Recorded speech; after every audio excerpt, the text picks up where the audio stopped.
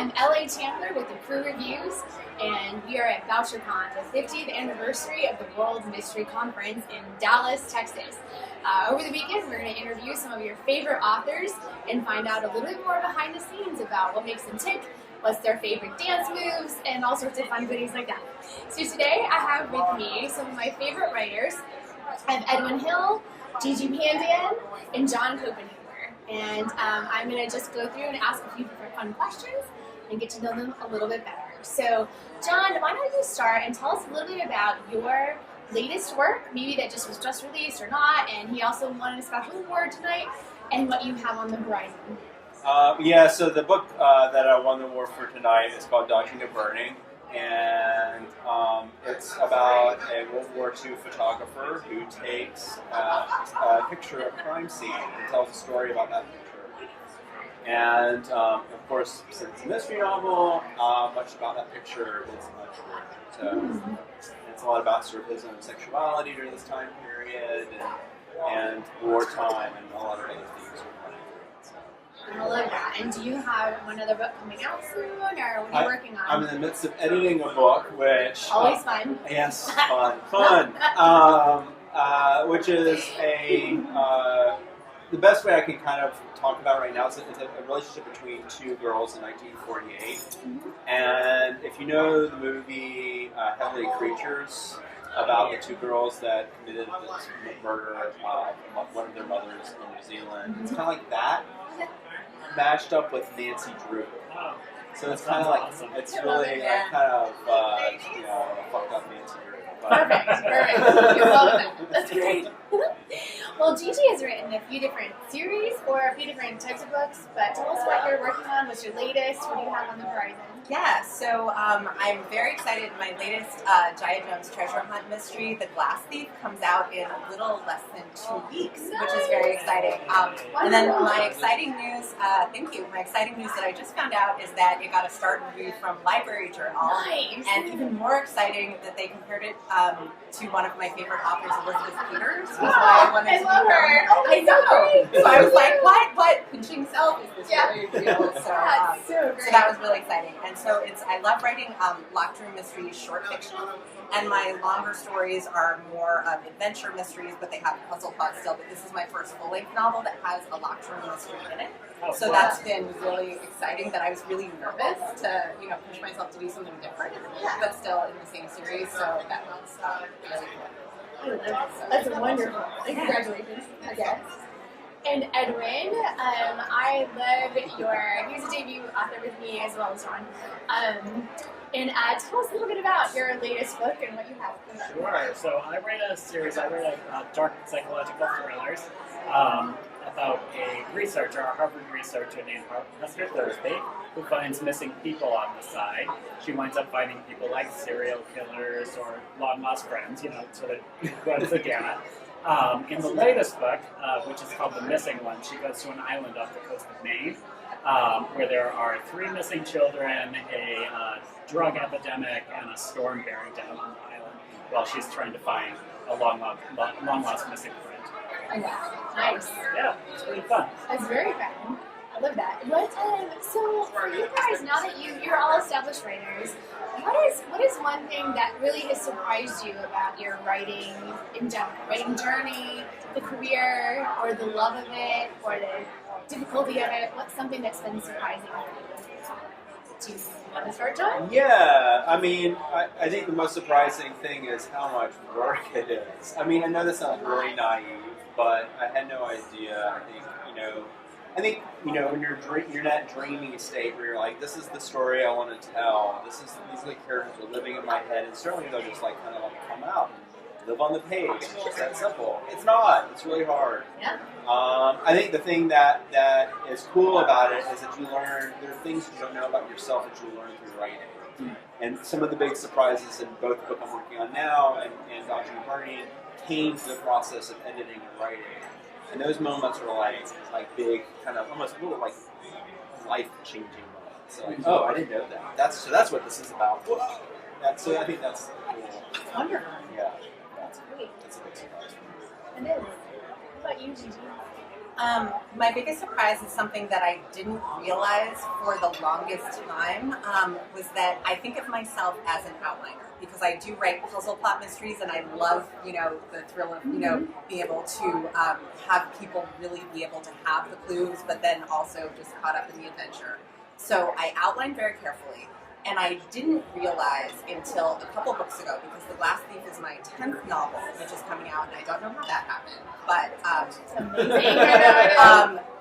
every single book that I have outlined, I have been wrong about who the bad guy is at the end. That's the same thing, right? And so I don't think of myself as an organic writer. I think that I'm an outliner, but so I just realized a couple books ago that it is my security blanket. And so I have to do an outline. I tried to write one book without an outline, and that was a complete failure. And so I need it as part of my process, but it also is, it is just that security blanket, and then I have to throw it out the window once I start, but it still has to be there so that I have the confidence to write the book. I always like that. I feel like S.J. Rosen once said, she's like, you have to let the characters do what they want. And I was like, they really do. And some of my non-writing friends are like, aren't you creating the characters? I'm like, yeah. There's like this funny thing that happens, and I think if you're organic with it, you get some magic that actually happens with it. That's really cool. How about you, Edwin? What's a new surprise?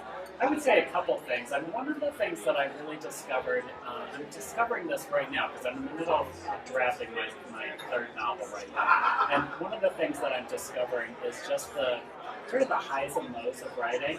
I just finished drafting the first draft. And when you're writing the first draft, you almost feel like every day you almost feel like a failure because it's just really hard. You're just kind of, you're pushing your way through,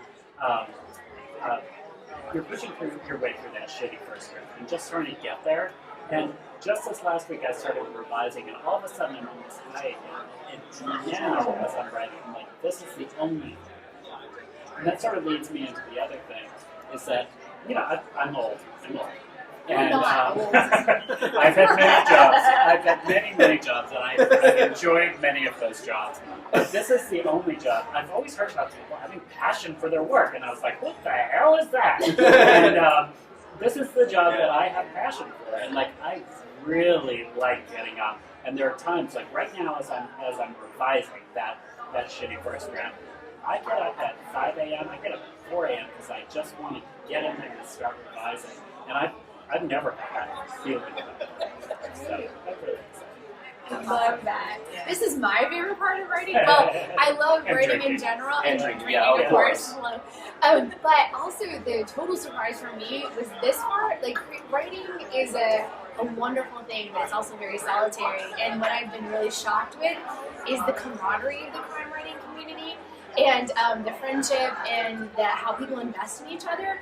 I'm really surprised by that, and the crime writing community is very encouraging and kind and helpful. It is. And I'm really shocked by that and how fun it's been. It's been an unforeseen perk for me. Yep.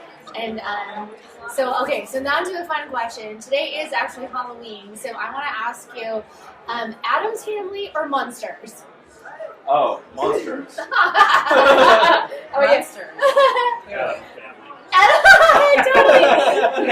We're gonna do that. Awesome. Okay, tell me about what was one of your worst or best Halloween costumes. Do you have one? Oh, sure. So when I was growing up, we did not buy costumes. We always made our own costumes. And one year I decided I would go as Humpty Dumpty.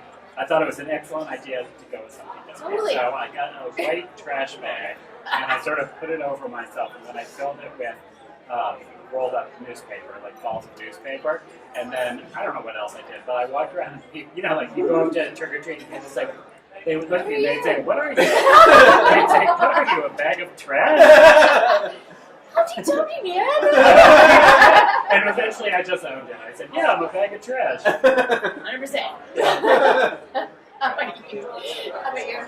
So I think 9 out of 10 times I have been a vampire, and this started at a very young age. I recently found, when my parents retired and moved houses and we were going through old photos, we even found a photo from when I was in kindergarten. that had me like at the camera with my face, and I had my plastic fangs in there. So I don't know what started this at a young age, but ever since then, and I've always wanted to be something scary, but vampire most of the time. And I even had, when I was in graduate school, I had custom vampire fangs made. I was living in Seattle for grad school, and there was this store called Garbage Statuary, which of course I gravitated towards. And they had, one October, they had someone who would make the custom fitted fangs for you. And so I went there and did it, and they made you sign a release form saying that you would not bite anyone with the fangs that you made there, that these were for entertainment purposes only. Nice. So I really, that made me wonder about who else was going and biting the fangs. Yeah, the whole vampire. But I did it since kindergarten, so before all of the things. So I don't know, but I still think it's cool. I mean, people who like to be. Like a release form. I know, like that is going to stop them. If they're, Right, exactly. Yeah, That do is not not bite. going to stop them. Yeah. I think that's going to happen. How about you, John? So my favorite costume story is not a Halloween story. It's a dress up as your favorite literary character story, which happened in middle school. And I was just very proud of myself because I won an award for my costume. I was Jacob Morley from the Christmas Carol. Yeah, Dickens. Dickens, yeah. And so I wrapped myself with face bandages or whatever, and threw a flower over myself. I got really into it, and I won the school award for best. Nice. Yeah, I was very proud of myself. Yeah. You should be. And I beat my friend Chad, who was dressed up as a pumpkin. Totally. His mother made for him. And I'm Chad. Sorry if you're seeing this, but really, I made my own. So I think there's something to that. I think kids should make their own Halloween costumes. That's my They favorite. look like bags of trash. Yeah, but think, what a great story. You're like, okay, I went as a bag of trash, Exactly. I know, I wanted to be a witch really bad, and we didn't have a lot of money, and I was trying to figure out how to do it. So I bought all this, I had green face paint that I had totally done on my own, but I didn't want to do the regular hat, and I had black eyeliner, and I thought I would do a shawl instead. So I turned into a witch nun. Green face paint. I'm like, this totally, it's in a book I'm literally writing right now because I'm like, I was with all these sassy people that had these great costumes, and then I was a witch nun. It's fabulous. Actually, that would be a good children's book. The nun who was also a witch. Totally. Yeah. I'm going to work on that. So, all right, last question. What's your favorite Halloween candy?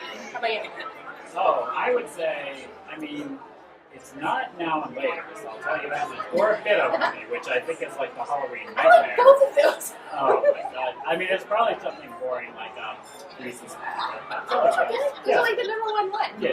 Yeah, how about you?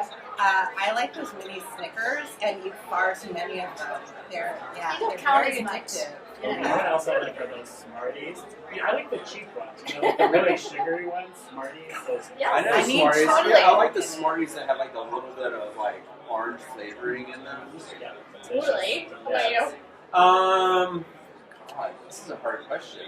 It's No, I stumbled as on a this one. child, I love candy corn. I love to bite them off. I like eating food, but I like deconstructing it as I'm eating it. So candy corn are always amazing. Obviously cat. Hey, cat's always good. Yeah, you can kind of take it apart. Anything. Totally. Yeah. I love it. Nice Well, choice. thank you so much for Thank being you with for me. having us. I love all of you. I love all their books. Please check them out, and you can see all of our interviews at thecrewreviews.com. We'll link in their interviews, and I hope you keep joining us again. Thank you so much. Bye. Bye.